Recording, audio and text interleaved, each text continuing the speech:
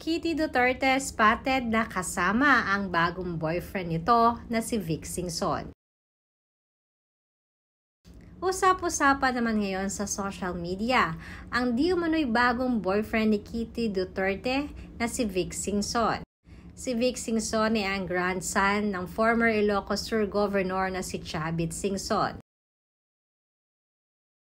Last Thursday nga, April 24, ay nag-share si Kitty ng kanyang cozy mirror selfie with Vic na halatang parang may relationship na sila. Makikita kasi at kapansin-pansin na nakahawak si Vic sa braso ni Kitty.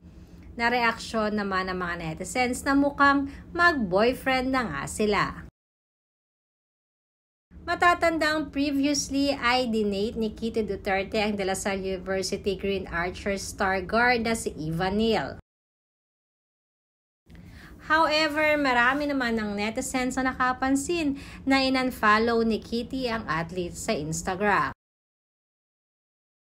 Narito nga ang ilan sa mga video clips na Kitty Duterte at ang bago niyang rumored boyfriend. Panoorin natin.